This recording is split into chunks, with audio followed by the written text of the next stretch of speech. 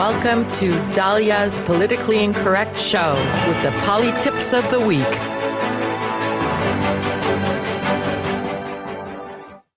Hi, welcome everybody to TLA Radio, Politically Incorrect, here with Dalia Urman, and I have a great guest today, Mark Reed. I'm so excited to have you because we were on Zoom once before during when we were shut down during the pandemic. Well, it's a pleasure to be with you in person, and thank you for inviting me on. Oh, yes, it's my honor to have you here, especially since you are running for Madera. I'm going to probably pronounce it not properly, Madera. Am I saying it correctly? Madera County Supervisor, District 5. Yes. So I'm sure, just like the audience, I'd also like to hear, what does that take? What is that position? What does that give you, and how do you go about it? Well, it's a business administrative position. You're actually handling the finances of the county. So you're dishing out the budget for the county sheriff's department, the county prisons. There's trash collection, all the different. It's just you're running the business of the county. Okay. And so you're politically. It's a nonpartisan seat because of that fact. Okay. However, everything is political today. Of course. You know that. Everything is political. That, so it doesn't matter whether you're Republican or Democrat. In the political arena's mind, it's a business administrator. However, the decisions of the Democrats, the decisions of rhinos, the decisions of somebody who doesn't understand it are going to have a detrimental effect to the county. So you're dealing with the county roads. You're dealing with the sheriff's department. You're dealing with the crime. You're dealing with the agenda of the county itself. So it's like one of my opponents, right? He's out there. He's a youngster. I mean, he's a young kid. He was a libertarian for a long time. He's 34 years old. And because he knows this is a heavy Republican district, he decided to go ahead and change registration about 6 months ago to Republican. See, but he's going to have that same woke mentality. He's not going to fund the proper issues. He's going to be dictated to by the other 4 county supervisors. And as you know, in the last election, everybody had a big issue about the election process. The county supervisors have control of that. They hire the guy or the gal that runs the elections. I'm so glad you're telling us this, because I myself need to know all this, and the audience needs to know this as well. In L.A. County, you had Dean Logan that ran the elections in the county of Los Angeles, and you heard all the fraud that was going on there. Election Integrity Project brought out a lawsuit along with Judicial Justice to remove 1.5 million invalid registered voters. They actually had over 100,000, I believe it's 100,000 or so more voters that voted in LA County than there were age-eligible voters. Or registered, or some of them are deceased. Right, but this is up to the county supervisors. And there's 58 counties in the state of California. There's 5 county supervisors in every county, and they have an extreme amount of power, and people don't realize that. No, we don't. We really don't. It's the one seat that people really don't know what's going on. Everybody focuses on their city council. Everybody focuses on their county, their state assemblyman or the state senator, or most often the governor. Right. They think the governor is going to fix everything. No, your local officials have more power than you'll ever imagine. And most people don't even know who they are. Correct. They don't. Yes. And when they're going to vote, they're also not sure who to vote for because they really don't know much about each candidate. Right. So how are you getting your name out there? And first of all, let's give your background. You're a businessman. I'm a businessman. Well, I have family ties, business ties, and friends going back in Madera County, going 5 decades, 50 years. That's amazing. And we've owned our houses out there. All of my family lives there. All of my grandchildren live there. I have 11 grandchildren. I read that. Amazing. And you come from a big family also, siblings. So I'm 7th in family of 11. That's great. And my parents are no longer here. God rest their souls. You know, they had 71 years of marriage. Beautiful. A wonderful example of what real responsibility was. Yeah. So I was raised in a military family. The foundation of my campaign is faith, family, community, and jobs. I love that. Because I always say if somebody has faith and family values, then they know how to run the county, because you have to have, in my opinion, you really have to have that kind of background to understand people and it has values.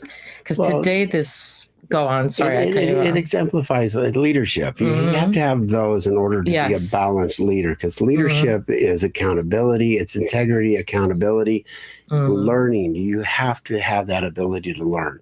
I don't know everything, but I will bring people in that do know it and get the job done. That's learning. Then you have to have the ability to communicate what you've learned. But if you don't have those other four principles, the faith, family, community, and jobs, then you're not willing to empower yourself or those around you. Because faith, you have to lean on faith. I agree. And in the last couple of months, I've had to lean on it quite heavily because we lost, I lost my sister, my baby sister. Sorry, she died. She died unexpectedly. We still don't even know what she died from. She was 58 years old. Oh my God, my age. And she passed away. Yeah. Yes. She was eating dinner, and the other couple left the room. They came back 20 minutes later, and she was slumped over dead. Oh my God. And so we don't know. Right. And then only about a week and a half after that, my oldest granddaughter, somebody tried to murder her. Yeah. Oh my God. They stabbed her and they left her for dead, and luckily she survived. So here we're talking about crime, and crime rates going up. Let's get into this for a moment. Well, see, this is where, you know, I've been a mountain person my entire life. I love the mountain. I love the cities too, but I love the mountain area. It's peaceful, it's quiet. The people up in Oakhurst are unbelievable people. I mean, fantastic people. And the crime rates are growing.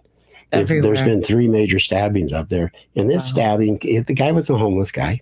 You know, he was from Fresno area, but he was basically couch surfing around. And this is one of the questions that are asked me all the time. What about the homeless? Yes, that's a big issue now. Yeah, the press, you know, shows it in the big cities. It's rampant in LA. It's rampant in Venice. It's rampant pretty much in every big San Francisco.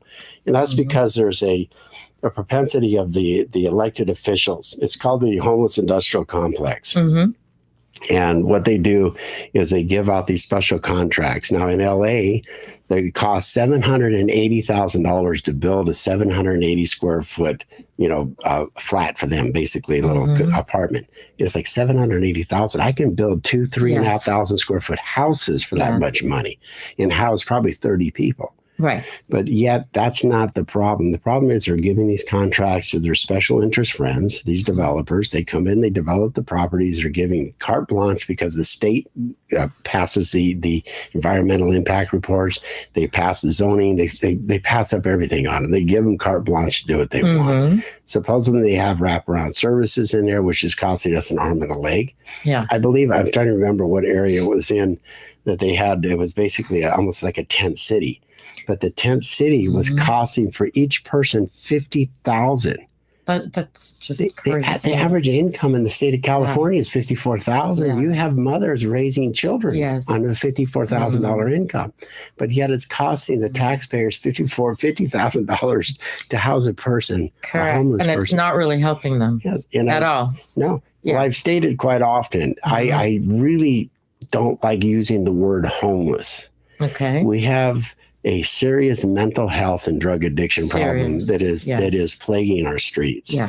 And ever since President Reagan, you know, defunded a lot of the healthcare industry back in the late 80s, we went to a psychiatry by prescription. It didn't work. The psychiatrists are beginning to figure that out. They need to find these baselines. They need to identify the problems before they get rampant. And they do that in the kids in school. You can help them out because we don't know what kind of families are coming from anymore. Because everybody's got a dysfunctional family. My family wasn't perfect, and I'm sure yours was wonderful, but I know it wasn't perfect. Oh, no, mine is perfect. I'm just kidding. Mine too. The kids were all screwed up. Exactly, but everybody does, yes. So we can do it in a very discreet manner. Yeah. So there are ways of dealing with the root cause of the problem. But to sit there and call it, you know, a homeless problem, no. We have a serious mental health and drug addiction problem going on in the streets. Very serious. I listened to one of the sheriffs in my town there, and he talked about the sex trafficking. At any one given day in Madera County, you have over 600 ads for sex. In such a small county. In such a small county. That's shocking. 600 ads in a day. In a day. And they're able to identify it, very effectively identify it. But that's in a small county. So small, Yeah, so you think about what is going on in big counties, big cities. this is all products of that. So yes, they're barely making it. Now we have the next problem that's happening, and that's the federal administration in the border issues. We're going to hit close to 1.5 million people coming into this country. And what do you think? They end up homeless on the streets. I mean, I know you don't like the word homeless, but they're going to be coming in and they don't have where to go. They're going to be homeless. A lot of them will be homeless. Yeah. But yet it's costing the taxpayers hundreds and hundreds of millions, billions of dollars to deal with this problem. But yet, where is America first? If we already have a major homeless problem, why are we bringing in, 1 million more people? Yes. And you think about the chain migration. Chain migration adds, they say an average of 7 people per legal immigrant. Wow. Bringing their family members in. Yes. So you think in 1 year, legally in America, we bring in 1 million people. Right. Legally. That's legally. So with the chain migration, that's really 8 million, 8 million people. Wow. How do we can't. Even our hospitals can't handle it. No, we can't. And they know the system. They figure it out. They go to the hospitals. They go to the doctors. They, but unfortunately, some of them are going to end up on the street, and a lot of terrorists come in with them, the illegal ones coming in over the border. Yeah. There's a second problem to that. Yeah. Yeah. There's a truth to that. Absolutely. The biggest terrorism really is the, how would you say, the unfair burdens that are put on counties that have limited resources. Yeah. And this is where, running for county supervisor in Madera, we have a small budget. It's a big budget, but it's a small budget compared to other large counties. And if we get inundated with a bunch of illegal activity, we get inundated with state mandates. They just did this whole trash with the California recycling. We're fighting it like crazy. But it's going to double the trash pickup cost per parcel. So how does that help anything? Can you explain that? It doesn't help, but we have a lot of senior citizens up there, because a lot of farms and ranches up there, we recycle everything. All the food gets put into a recycling into compost, and we grind up everything, and we burn up all the branches. Put it this way, on my property, you couldn't give me 30 trash cans that I could put all my green waste into and have it hauled out. So we just burn it. Okay. Yeah, we just burn it up there. And they have the burn days when it's not, how would you say, dangerous to do it. So you're not going to start any fires anymore. Yeah. Right. But you have a lot of trees. I mean, because of this beetle infestation in the forest, it killed off the trees because of the drought and everything else. Yes. We had 13 trees cut down on our property. Oh, you did? Yeah, big ones. These are 2.5 foot round. I didn't even know it's legal to cut them. Some trees are not legal to cut. Yeah, well, the oak trees, down here.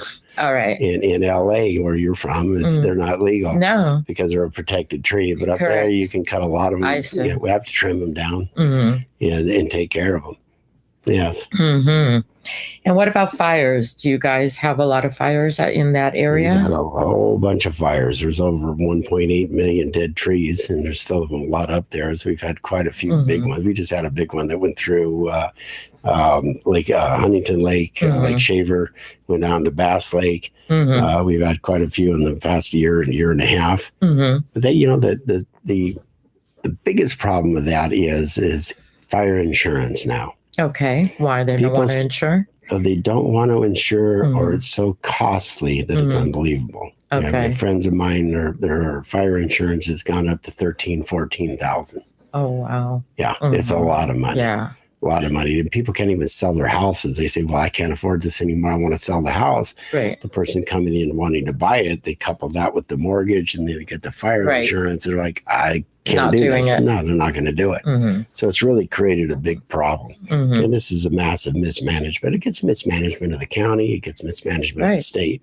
I was just going to say, and not just mismanagement, the fact of how they're handling fires, in my opinion, is mismanaged to begin with in California with all the fires. Don't you think that we need to own our own planes out here that we can, within 20 minutes, take down a fire and not let it get out of control and not wait for Canada to send them in? Well, we lease them from Canada. They lease them from Canada and bring them down here. I mean, I have no negative comments to make towards the fire department. I think, not the fire department, the way it's done. It's the way it's done and managed. Even then, it's kind of like at least leasing the planes and having them accessible. We need the resources. We can bring them in. We do have the DC-10s and helicopters, and they're accessible. They're very good. What we don't have is the management of the forest, the proper management of the forest. And that's on the federal side, but the state side as well, because you have CAL FIRE that's there. But this gets into the outrageous, how would you say, activities of the environmentalists. If you go into the forestry, the rangers' offices, they'll show you a wall. So you see all this paperwork? This is the environmentalists telling us we can't cut down dead trees. Yeah, so then nothing is done. Nothing's done. All right. And then you get into the other one is forest management. There used to be, I believe, it was over 160 logging companies in California. It's dropped down to about 17. Not worth it for them? No, it's not. It's not that it's not worth it. The environmentalists have basically kicked them out of here. Yeah, kick them out of here. Most of your forests in the state of California are second generation, third generation forest. They've already been cut down once. They've been cut down twice. They've been cut down 3 times, and they've grown back. The logging industry is very, very, how would you say, responsible in their management of a forest and what they cut and harvest in their timber. We need to bring it back. We absolutely need to bring it back. And put it this way, and builders will go in and look at a 2x4 now for $10, and it's like, wait a minute. Well, the price is going up and up for remodeling, construction, anything to do with any kind of labor at all is also going up. Labor, just the cost of materials is sky high. Up there in Oakhurst where I live. You're looking at plywood now at $110 a sheet, and it's like, wait a minute, it was just $48. And since this administration, everything has changed, and very fast in the last few months. So that's a very fast change. That's not a gradual change. Which is going to affect homelessness as well. Everything. Because building costs for housing, you see a lot of tract houses throughout the state of California that are being shut down because they can't sell it for what it costs to build it. But yet this morning I woke up and read the news that they built little tiny homes here in the valley in Tarzana for homeless people. I don't really understand the logic in it because, in my opinion, I don't think it's just like the tents. It would be the same type of thing. Having them in there doesn't help, like you said, mentally, drug-wise, getting them back into real society, trying to help them in some way. This is like a Band-Aid, letting people come in, sleep. It's actually ruining the area. So the houses that are worth $2-3 million are now going to be worth less.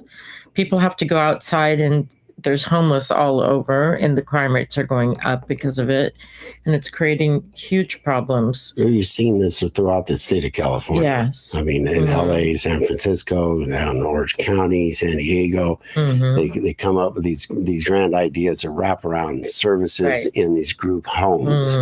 And then they realize they can't build those fast enough. I know in LA County, they passed HHH, which is a few $1 billion. The state of California, another $6 or $7 billion. But this is where the county supervisors, once again, they control the mental health dollars. Okay, they need to set up the programs to be able to address these issues. If you keep calling it homelessness and you want perfect housing or housing first, it's never going to happen. These people are going to stay on the streets. It's inhumane to continue turning your back. It's inhumane to stick them in a tough shed. You know what the tough sheds are, right? This is a really nice shed, a 10 by 10 shed. You're basically giving them a prison cell. You know, they probably like it, but how are you going to control them in there? They still have the same problems that put them on the street. They have mental issues. They have drug addiction issues. Because the people because I've read the reports from LA, I've read the ones from San Diego, San Francisco. They talk about the unhoused or unsheltered and sheltered homeless. Now they process, and these were the organizations are doing a great job. The people who have fallen on hard times, have lost their job. You got a single mom, lost their job. There's a lot of nonprofit agencies. There's a lot of government agencies that do a great job in getting them housing, getting them new training, helping them out. There's even some programs that will pay for the rentals before they get kicked out. So there's a lot of programs that work. We're not talking about those. Right. Those are actually working. The ones I'm talking about now are the people that are still living on the street. They refuse to get off the street. They don't want the help. Right. They have a P.O. box where all their welfare goes to, all their mail goes to. They have their little free phones now.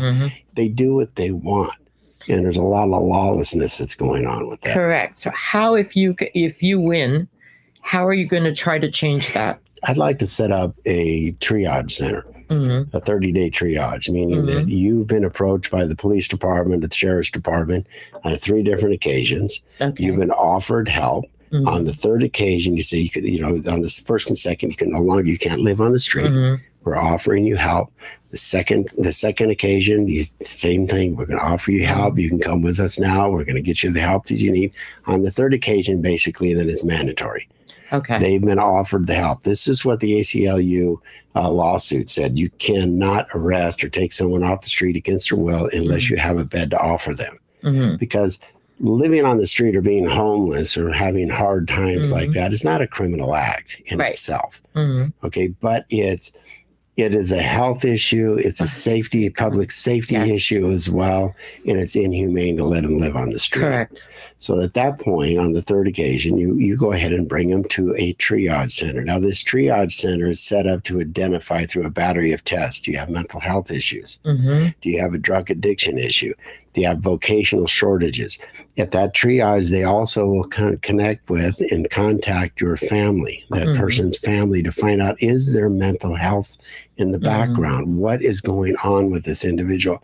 You have to treat them like a person. Yes. Like they are people, but you have to treat them like a person, rather than just a commodity that you're shipping into these transitional housing units and everything else that is going on. Treat them like a person. You find out what their real background is. Then you match them up to services.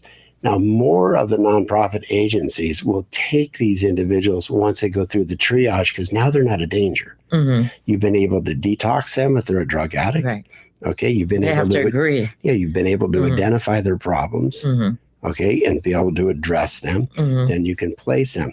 To take somebody right off the street, put them into some kind of housing or to a hospital setting, doesn't help. Yeah, well, it puts other people in danger. You don't know their real problems, right? Because drugs in themselves, these illicit street drugs, create psychotic issues all in themselves. So you've got to be able to address, you got to be able to identify or triage the problem first, and then get them the services that they need. And this can be done in a multitude of ways, in a multitude of buildings and facilities. You don't have to have it right in somebody's neighborhood. Okay.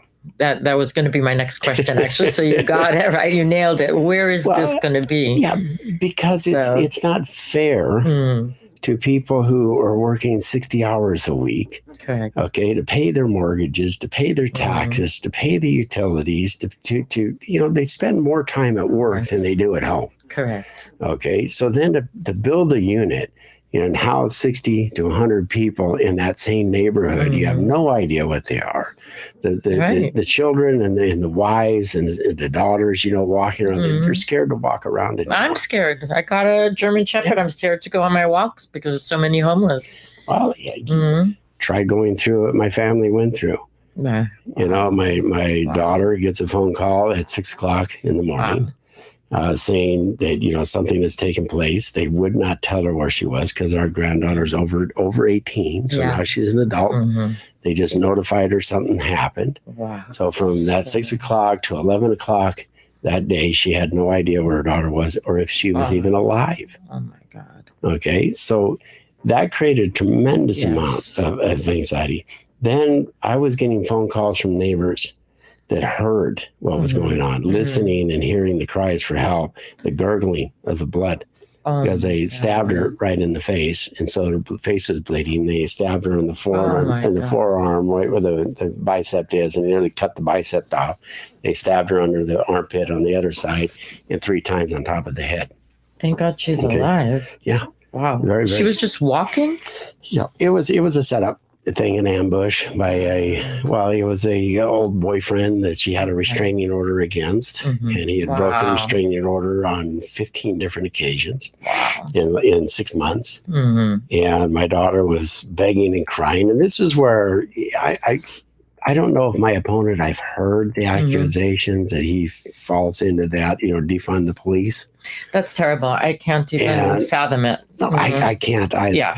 And so it's they don't need to be defunded. Now, yes, sensitivity, some more training. I agree, but that's about it. Yeah. That's about it. They need more funding because absolutely, my family are police. My cousin and my cousin's husband was a highway patrolman in Corscold. Okay, they were transferred over to the dignitary protection unit in Sacramento. And so he headed that up. He's retired. Mike is retired now. Right. But they will tell you all the time, no, we need more resources, more funding, because what you have is you have police fatigue. Remember, you and I, we go out in my community. They're all nice people. I think they're all nice people. Okay. But you have to think about what a policeman, right, a law enforcement officer, what they deal with every day. They're not really dealing with nice people.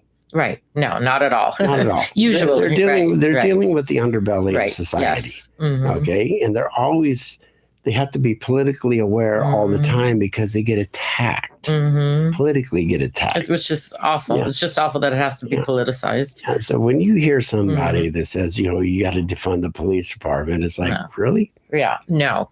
Right. And I've said, look, all you have, the average person, the only experience you have with a police officer is, you're speeding down the street, you get a ticket, and you can swear I wasn't speeding. Right.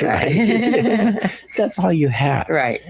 But when you have an experience like we just had in our family, okay, you realize how good the Madera County Sheriff's Department was. They actually had the guy in custody, 2 of the 3 in custody within 3 days. Oh, that's amazing. Okay? Yeah. They've built the case already. They're charging him with attempted murder. Right. Okay. Wow. They're doing the rest of the investigation on it. This is the stuff that our law enforcement does. Now you have terrorist units within all law enforcement. Yes. You have gang units and all of it. They're doing so much behind the scenes that protects your community that you don't know. Do people not want protection? I just don't understand it. Well, they don't want it. Well, let's see, they don't want it until they need it. Then they want it. Oh, then they want it desperately. And the police are scared to do anything these days. They're not even feeling comfortable these days to actually do their job. Yeah. They get hammered for doing the right thing. So how should they do it? Yeah, I heard this correlation once, Dalia, with a parachute and a gun. Right? They're both very similar. If you don't have one when you need one, you'll probably never need one again. Right. Oh my God. That's a good one. I never thought of that. My dad was a parachuter in the Army. Exactly. So if he didn't have it on his way down, it's like, okay, he's never going to need it again. Correct. So people don't realize how important law enforcement is. Yeah. They don't realize how effective our judicial system is and how would you say delicate it is. I mean, I think we're all watching what took place today with the release of Bill Cosby. Yes, right? I did see that. Because of his due process. Read it. Yeah, his due process was violated. Okay. And yes, you may not agree with it. Right. But the reality, this is what makes this country great. I agree. Yeah. With that. And I would be very remiss if I didn't tell your listeners that, my heart and prayers go out to the people and the families in Florida with that collapse. Every day I'm looking at that. And that's another great example of the county and the city's failures to really take care of their citizens. It's just horrible that it has to be. Because when an engineer can come in and say, you have some critical issues happening to the building, Those pictures. And it's the recertification of the building. Mm-hmm. And they don't bring it, they're not mandated to bring it to the building department, the engineers at the building department, or some kind of entity within the city to enforce what the building department or that engineer who's licensed by the state is saying to the homeowners association of the building. It's like, look, you have some critical issues happening. You need to do these repairs. If you don't do these repairs, it could be devastating to the building. Right. Or we're not going to certify the building again. Right. That's it. Right. That's that simple. Instead, they put it off. I think it was 3 years ago in 2018 is when they first brought it to their attention that there was some critical issues happening, and it was continuing to get worse. And now you have the whole collapse of 2/3 of the building. And now they're going to wake up and start taking care of buildings. But why wait for a tragedy before things are implemented? That's government. Yeah. That's government reaction. Yeah, exactly. Government is not proactive. They're always reactive, which is terrible. Yeah, well, they should be proactive. Yes, to protect the interests of the hardworking taxpayers and citizens of a community. They don't need to wait. Right. One of the biggest complaints up in Bass Lake area, Oakhurst, North Fork, is, and even Coarse Gold, the whole county basically, is the road conditions up there. It's like, they're not good. No, they're not good. They're not taken care of. I mean, basically, it's like, okay, you can go down the street and knock your tires off. Oh, wow. Okay. I mean, some of the highways are really nice. There's some nice ones. The main ones are good. And they're doing some repairs to them. But how is our county addressing these issues? Are they really pushing the maximum amount of resources from the DOT, from the federal money coming in, hassling Caltrans, because a lot of them are state highways that go through there, hassling Caltrans. We have one road that goes through, it's called Deadwood. It's Highway 41 that comes out of Coarse Gold, comes up and over the hill, drops down into Oakhurst. That's a 2-lane road that goes up into Yosemite National Park. Okay. Well, Caltrans, a lot of people, a lot of cars. Oh, you know that. Yes. Okay? Yeah, there's a few million people that go to Yosemite National Park every year. There's a few 100,000 that go to Bass Lake on the holidays all through summertime. And even more so now during the pandemic, because it was an outdoor activity. No, yes. Yeah. I mean, I own a mountain house inside Yosemite National Park, and it's rented all the time. All the time, yeah. All the time. And, I have friends that have houses on Bass Lake. They're rented through the summer months all the time. Yeah. And so, but Caltrans says there's not enough traffic to justify. That's not enough traffic. So what is? To justify widening the road. Right. And until there'll be God forbid, a tragedy. Yeah. Well, there's tragedies all the time on the highway. There's constant, crashes on there. But I mean like a collapse or something going wrong because the streets are so bad. There won't be any collapses. There's just accidents that happen constantly. And that they don't care about. So this is where the county supervisors step in, and they have to advocate for the money. Okay. They have to get in there and really advocate and lobby Sacramento. They have to go after the gasoline taxes, which is for roads and infrastructure. They have to have the contacts within the federal government and the state government to do this. Okay. That's what I bring to the table. Okay. So when is the voting going to take place? Is it an actual vote or it's to put you on the ballot? No, it's the actual vote. Okay. It's in June of 22. Okay. Right. And if in the county and the city races, if you get 50% plus one vote, you're elected. Okay. You don't go to a runoff. Okay. If nobody gets 50% plus one vote, then it goes to a runoff in November.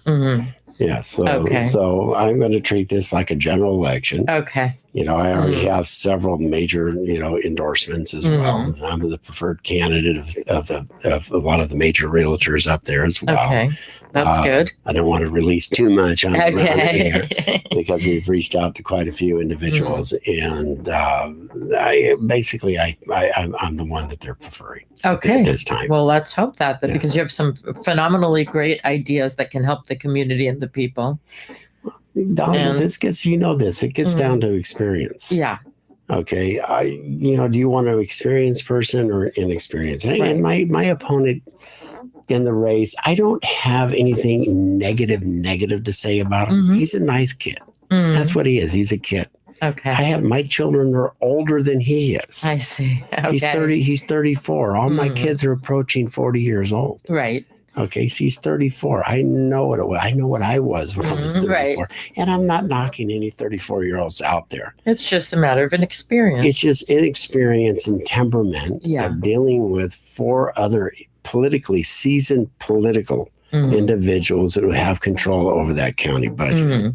Now, which one do you want? Now, it's a great opportunity for him to work under me because he's still a civil employee. Okay. He still will be my assistant. I can't fire him. Okay. So he will be able to take advantage of that learning curve. Correct. And to be able to get the contacts that I have. And I don't mind teaching somebody, building up that leadership and helping him out in that. I was asked that by the state assemblyman there, Frank Bigelow. He says, you can't fire him. What are you going to do?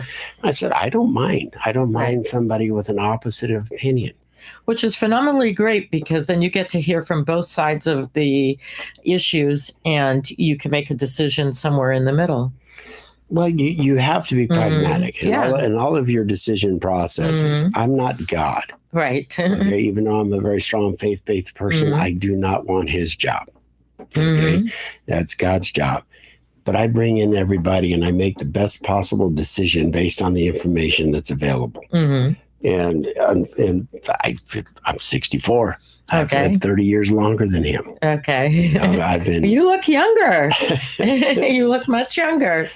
Good for you. My grandkids keep me that way. That's fantastic. Yes. That is. How's the gun laws over where you are? People obviously have guns. They have farms, right? Am I wrong? It's all ranches, cattle ranches, farms. Right. It's all mountain people. A lot of military up there. I am a very strong proponent of the Second Amendment. Yes. I am. Yes. All you can really say about that. I own several weapons. That's what I wanted to know. And then you pointed out that actually the crime for your granddaughter was with a knife. So it's with a knife. Yeah. It's not a gun. Right. Actually, if she had a gun, maybe she can protect herself. I've always liked that saying is I always love a woman's right to be able to shoot a rapist before she's raped. Right. Absolutely. I agree. Now, the Second Amendment, if you really think about it, it's the individual right to own a gun. It's your individual right to make the decision if you want to own a gun. Now, when you live up in the territories up there, okay, you can call the sheriff. And nothing wrong with them. It's they may not show up for a half hour. Or an hour. Or an hour. Out here, maybe 5 hours. I know in the city anymore it's getting worse. Getting worse. But up in that area, you have to fend for yourself. If somebody comes into your property and they're meaning harm, you better be able to take care of yourself. Right. That's it. I mean, what's the old saying? Someone breaks into your house. What do you want to reach onto your nightstand? A Colt 45 or a cell phone? Right. Absolutely. I want the Colt 45. Yeah. And I'm not talking about the beer. Right. That afterwards. And nobody wants to take somebody's life. No. Nobody wants to do that. Okay. But the issue is it is a major deterrent. If you know a household has guns, you're not going to break in. These mass shootings happen where? Gun-free zones. Yes. Very rarely do you see one of these psychopaths walk into a police department and try to shoot the police department. Why? Because they know they're going to get shot back. Yeah. Yes. So up in the mountain areas, most individuals have guns. So there's not that many, major crimes of that resort. There's other ones that go on from homeless people walking around. And that's more of a mental issue. That's a mental problem going on. Right. And I intend on addressing that quite heavily. Okay. I like that. I like that you're going to address that. And I'm hoping for your county that you're going to win because you sound like you have some very good ideas. Anything else that you want to tell us? I found the table under there. Okay. My mom taught me that. My father was military as a lieutenant commander. He was in World War II and the Korean War. 4 of my brothers served in Vietnam. And they taught us about responsibility. They taught us about our constitutional rights. They taught that it's a republic. It's not a democracy. We are a republic. That is correct. And most people don't know the difference. They don't realize it or know the difference. No. And I have individual sovereign rights. And that's what I'm there to protect. And at the same time, my mom was a nurse. And she served as one of the Rosie the Riveters in World War II. Oh, wow. And she taught us about how to give back. How do you give back to your community? And this is why at my age, right, I don't need the job. I want to give back to the community that has treated me so well. I want to give back to the state and a community that I have benefited from. Quite, my wife and I are semi-successful. That's fantastic. So we're very happy. Right. And so it's time to give back. What have I learned? How can I protect the lives and the interest of my community? And that's why I'm running, is to do that, specifically that. And I've always said, if a public official has to have the job, then they should not have that job. Okay. Because then they're subject to the pressures of that paycheck. Right. And I've learned this. Being the national rep for American Indians, I was very successful because they couldn't hold my career. They couldn't hold my income over my head. I said, no, that's not right. Well, it doesn't matter. It's not right. You can't do that. If you're a county supervisor and you absolutely need that check, and I didn't even know what the amount was, and I think it's somewhere around 120 or something. That's about half of what I make now. Right? I said, look, I could donate the money, that income, to a veterans organization. Okay, it wouldn't bother me at all. That's not what I'm doing it for. Right. Okay, the reason why I'm doing it is to give back to the community, to give back to the interest, to give back for the children there in that community. Because the community, there's nothing there for the kids to do anymore. Because all the, how would you say, predecessors have gutted it. It's cost too much to do anything. So we need to address these issues. And this is what I'm going to do. That's why I'm going to do it. Okay. So you're going to put more parks in for kids, or what can be done? I just met with one of the gals, and actually it's kind of funny because I believe she was probably a Democrat. Okay. Which is fine. I've worked with Democrats my entire life. As we talked about in the radio show that I had, it was a Democrat co-host. Yeah, I read that earlier. Yeah, I read that about you. We had more in common than we had that separated us. I'm good friends with Robert F. Kennedy Jr. Okay. I actually want to talk to him. I want to bring him on. I've seen him before. I met with him, and I want to bring him on in regards to immunizations. But that's another thing. Yes. Yes. We're on the same page with that, I'm sure. Yes. I'm immunized. So. You are. I'm not. Okay. I'm not going to get the COVID. Okay. That's fine. It's an individual decision that everyone has to make for themselves. It's not an approved vaccine. Okay, you're being a guinea pig. Okay.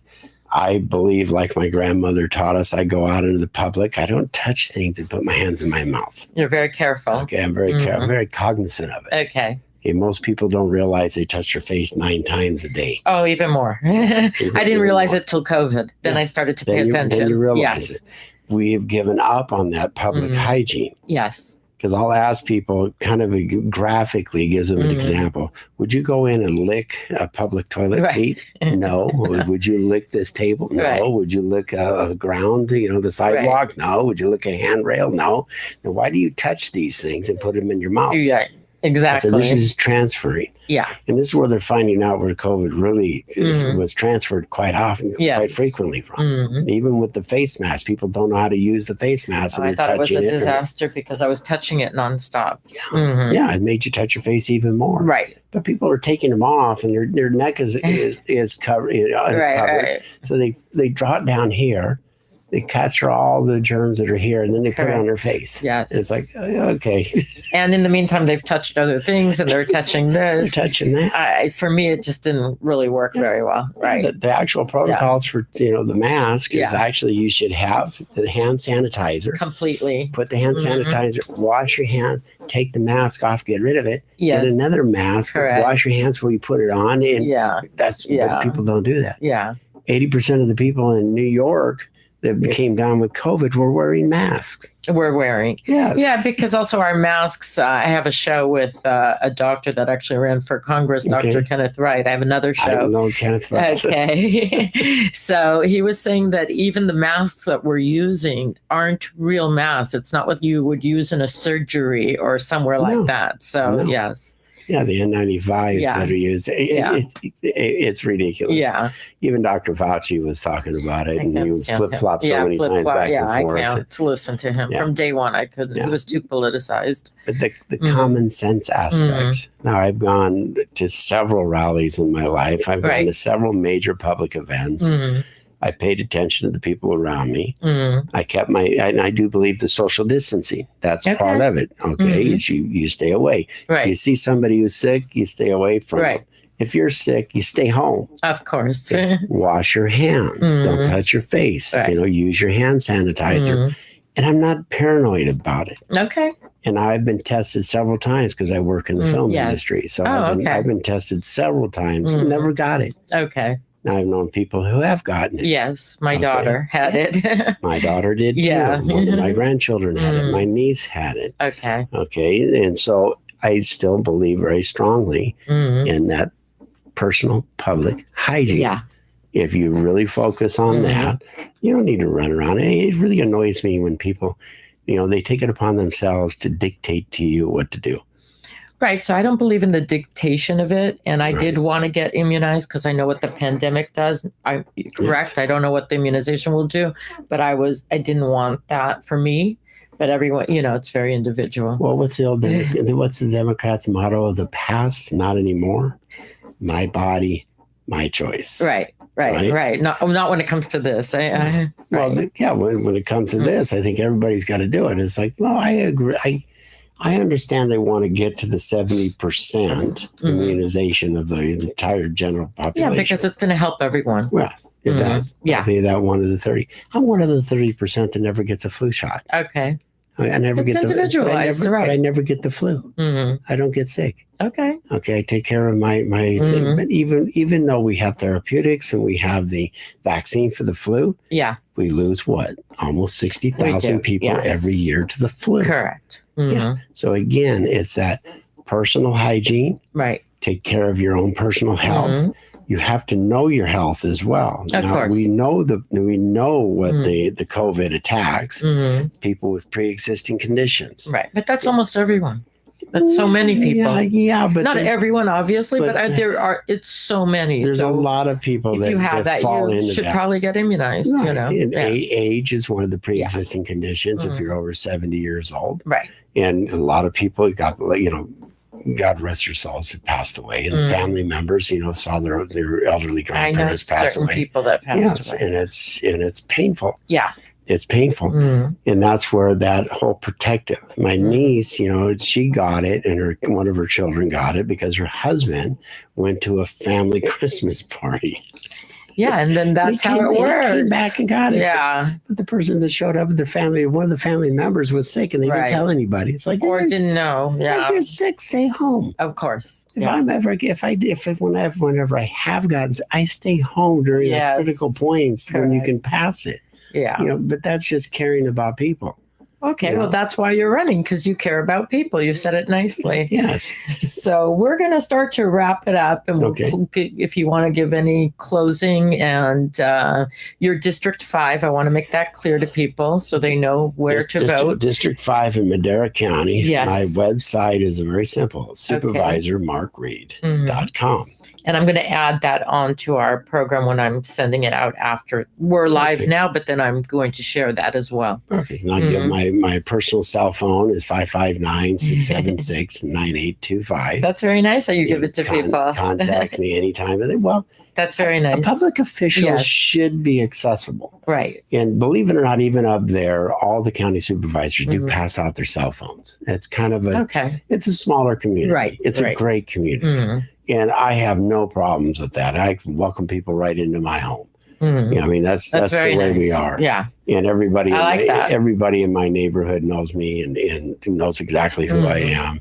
And like I said, I go back 5 decades there. Right. But that's not my only qualifications. I've been out of that area because I own properties in 3 different counties. I have businesses in 2 different states. So I've got a vast, bevy of knowledge of business that I'm going to be bringing to the table. Fantastic. Yes. Sounds great. Well, I hope the voters will go out there. Maybe you'll visit us closer to voting time to refresh everyone's memory. Well, if your audience wants to donate to the campaign, just go onto the website at Supervisor Mark Reed, donate. You can follow the campaign. You can contact me direct. And remember, this is a team effort. Right. If we all care about our communities, regardless of what county you're in, because there's 58 counties in the state of California, if you want things to change, then support the individuals in every one of the counties that you have any kind of connections to, even if you don't. Yeah. I mean, a lot of people in the state of California will donate to senator races throughout the United States. Right. They'll donate to congressional campaigns.